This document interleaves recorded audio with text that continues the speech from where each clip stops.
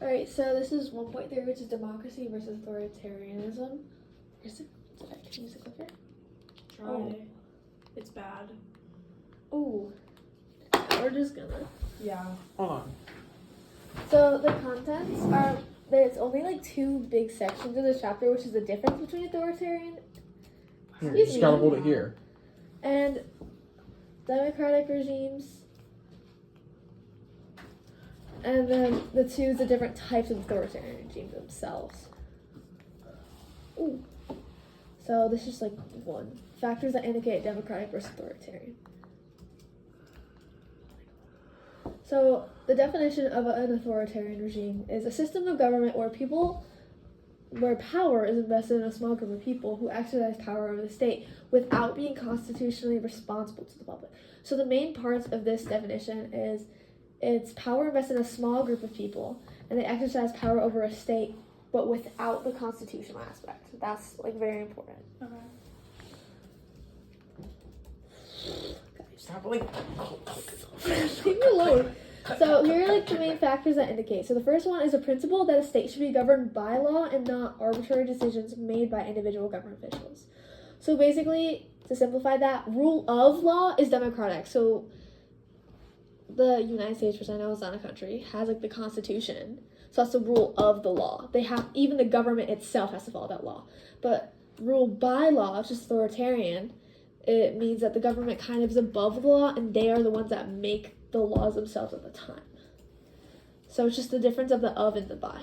The second one is degree of state influence on or the control of media.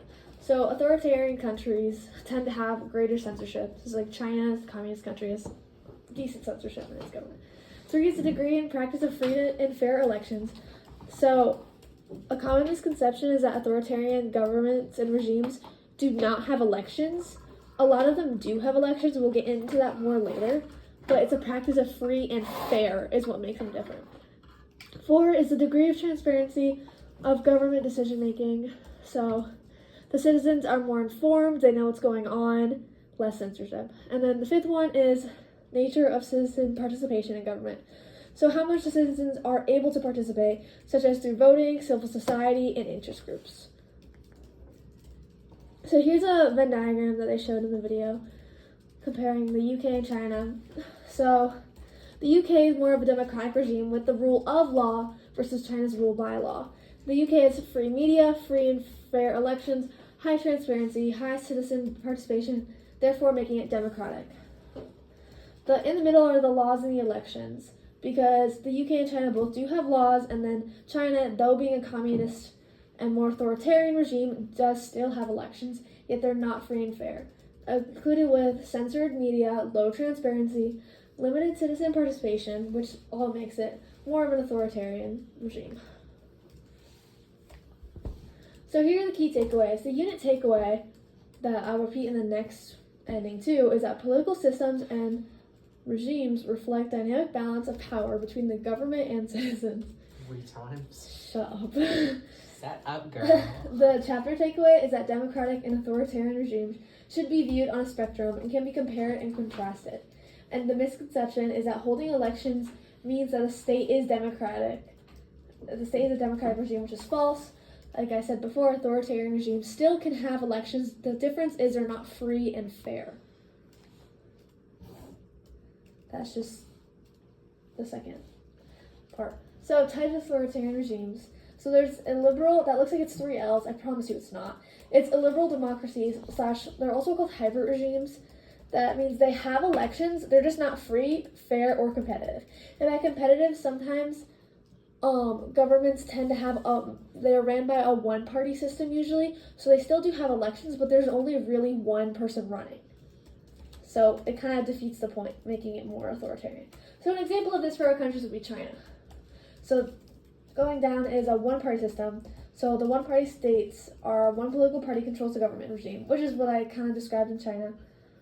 And then theocracies are religious leaders play the most important role in government, and it's based on the predominant religion.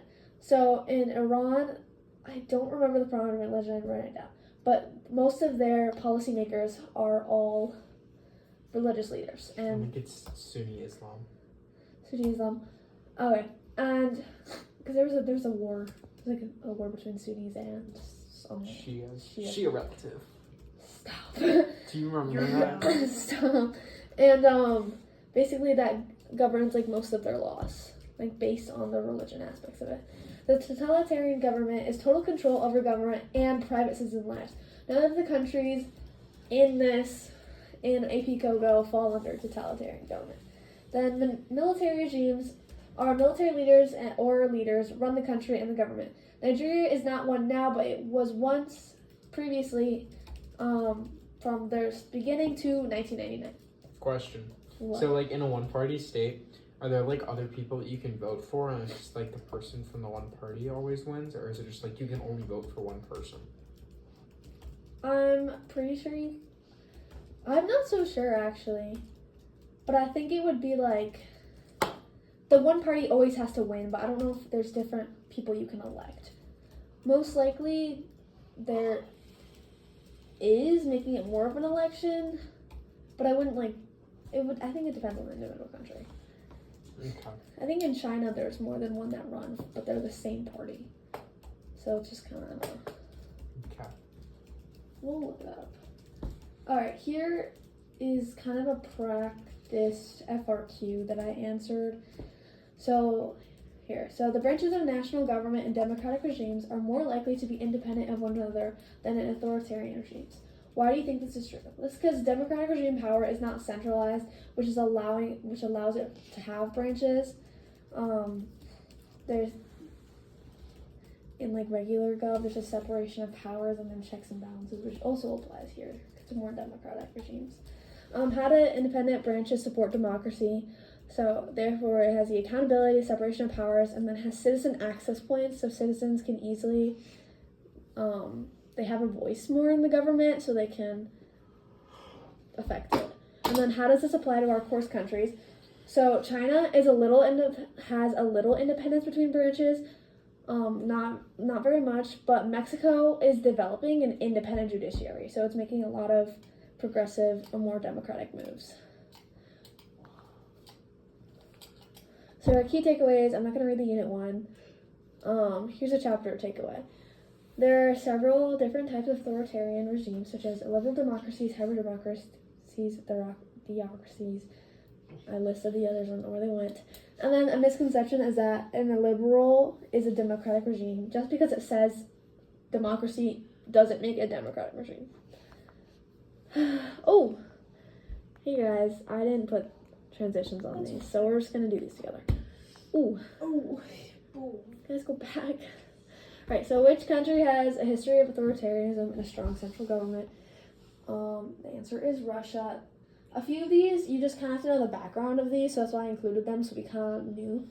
So there's a long history of authoritarian rule dating back to the Tsarist era before the 20th century, and then it was followed by Soviet Union's communism, and then it continues present day with Vladimir Putin's government, and it's characterized by centralized power and limited political freedoms, making it more authoritarian than strong centralized. So which of the following is an example of theocracy? In the examples we learned it was Iran because a ton of its laws and its leaders are all based on religion. So which of the following is an example of a hybrid democracy? So the answer is Mexico because it combines both democratic and authoritarian governance. While Mexico does hold regular elections and has multiple political parties, there's a ton of corruption and violence, and then drug cartels have a huge influence on politics. So that does raise a concern about the fairness and freedom of these elections, which is one key factor in making it a democratic regime. So what is a key reason for the establishment of theocracies? So the answer is A, power held by religious leaders or institutions. So B and C are both democratic regimes because civil society and then introduction to direct democracy are more democratic. Civil society is literally about people having more power. And then D is more just like the military regime, but it's like the opposite of that. What leads to the establishment of authoritarian regimes? The answer is B, power held by a single leader or small group, because A is, again, a democratic regime.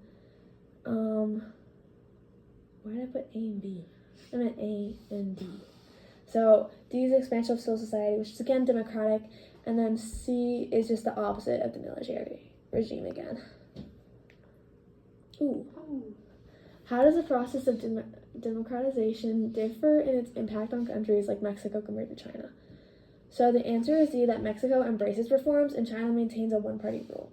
So the reason for this is Mexico is transitioning from a single-party system to its multi-party system, and it's trying to increase the fairness of elections. As we talked about before, there's a ton of corruption and drug cartel influencing these elections, but they are trying to make a change, as well as they're creating an independent judiciary branch, which is strong to know.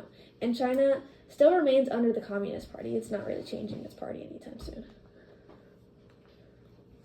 A characteristic of an authoritarian regime is C, limited protection of individual rights. Rule of law is a democratic regime standpoint. Civil society freedom is again democratic, and then free and fair elections are another democratic regime. So, a political scientist, Dr. Smith, argues that democracies never experience significant internal conflicts or civil unrest. Which historical evidence best contradicts Dr. Smith's argument? The answer is B, that the United States experienced significant civil unrest during the civil rights movement in the 1960s. I know AP Coco doesn't talk about the United States, but I don't know why this is a question on there. Oh, there are also case studies that we have to work on for Coco. Okay. I think there's 6, one for each country. Okay, so A, B, and C all support his argument versus contradict it, because they all say that certain countries' democratic systems have prevented conflict and civil unrest, which is exactly what he's saying. Supporters of the rule of law would most likely agree with which of the following? So it is B, everyone including the government must be accountable by the law. Remember that the rule of law is a democratic regime. So A is authoritarian, which is ruled by force. C just really does not make sense. The laws are less important than the decisions of the country leaders. That's really weird. And then D just really contradicts the rule of law, that the government should have the flexibility to operate above the law. That's more rule by law versus rule of law. Oh, that's it. Yay! Good job, everyone.